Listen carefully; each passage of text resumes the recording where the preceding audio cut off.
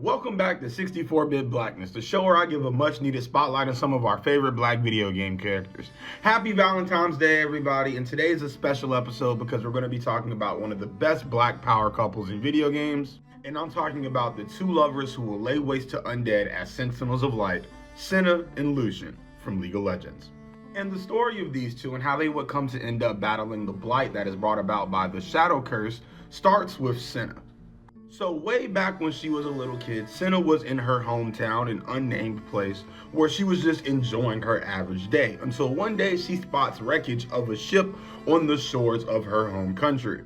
Naturally, her childhood curiosity piqued and she went to investigate the ship, and as she got closer to that ship, a black mist erupted from the hull of the vessel. All of a sudden, the sky is filled with a storm of souls and spirits. Clouds black, the atmosphere gritty and grim. It was horrible. You would have thought she unleashed the plague. Now, Senna's entire town, village, and community was in danger and was at the threat of succumbing to the curse of the Shadow Isles, until a lone warrior with armaments coated in light and radiance exorcised the evil spirits that were polluting the sky of this village.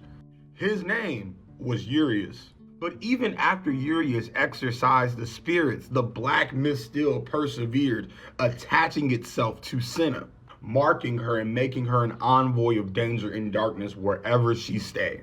And Senna would never know when the black mist was about to strike and cause another catastrophe like what happened in her own village. Therefore, she would spend almost every waking moment cowering in fear of what the black mist could do. Urias took note of this and he was befuddled, because why would the black mist attach itself to this lone little girl?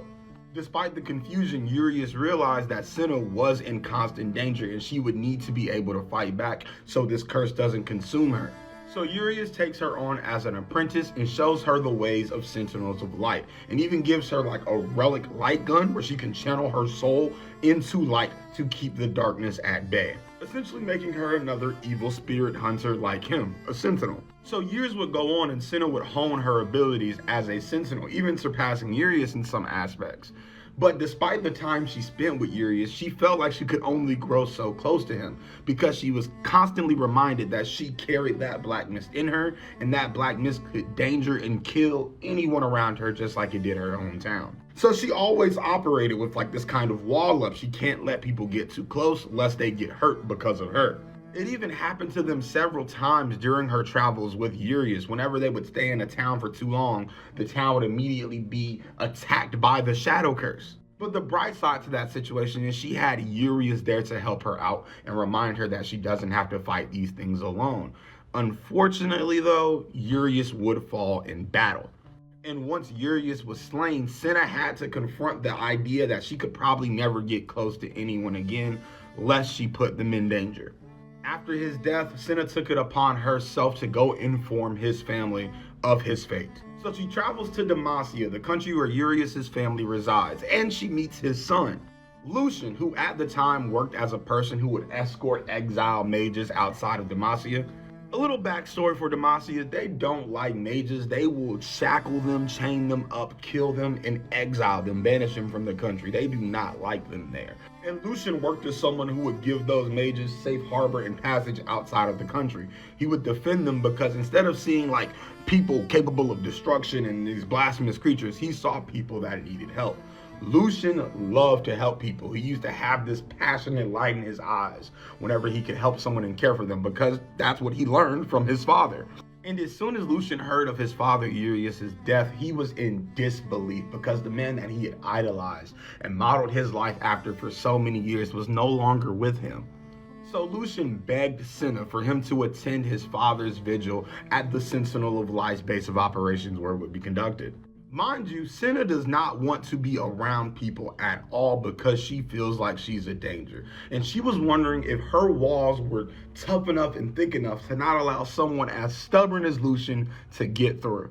But as she thinks this, she ends up reluctantly agreeing to let him travel along to the vigil. And I'm gonna be honest with you guys, for these two, it was love at first sight.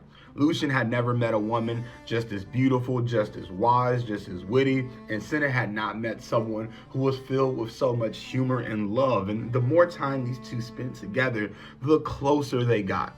It was almost as if fate had twisted itself to show these two individuals specifically that their place is in each other's lives.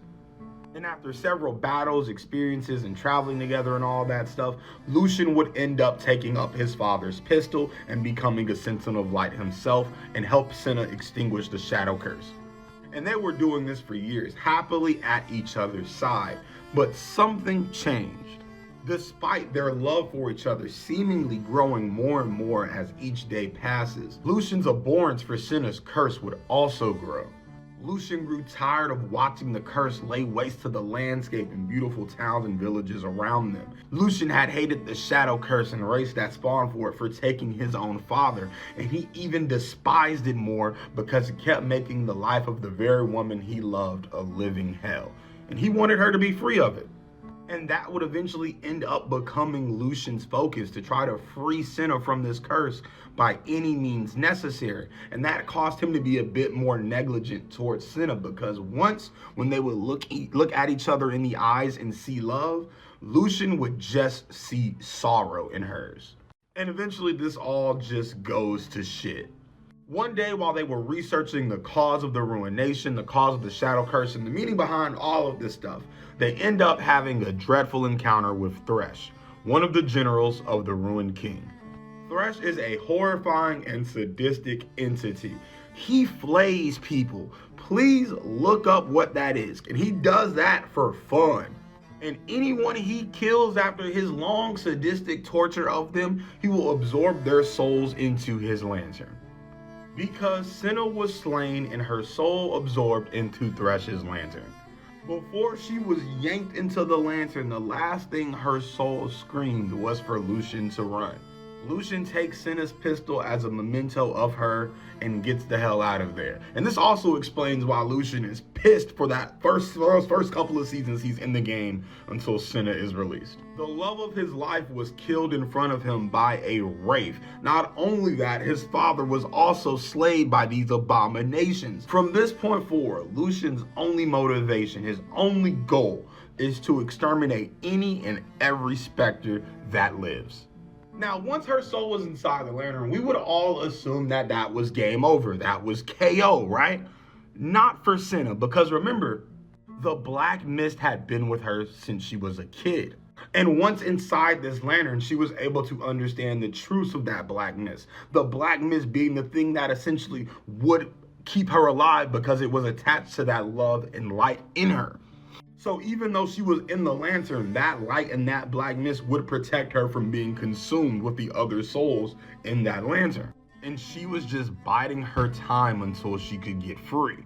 That is until the one day where Lucian finally gets his rematch with Thresh, and he shoves Senna's pistol of light straight into the lantern and pulls the trigger. And once that lantern breaks, it looks like Armageddon. There's a tornado of souls spinning out of control from the lantern. And as the dust and wind settles and the storm calms, there appears Senna. Her body is reformed around her soul. She now has crazy magic spirit ghost powers. And with her new power fresh out of the lantern, she disposes of Thresh with ease. Lucian is in pure freaking disbelief because the woman that he loves is back, and the two share a very heartfelt embrace before leaving this area.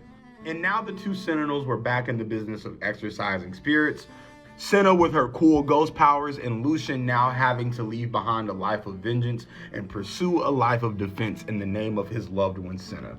These two are so cool that once Senna was released in the game, you never saw another Callista and Thresh bot lane again. I love these two. Happy Black History Month, y'all.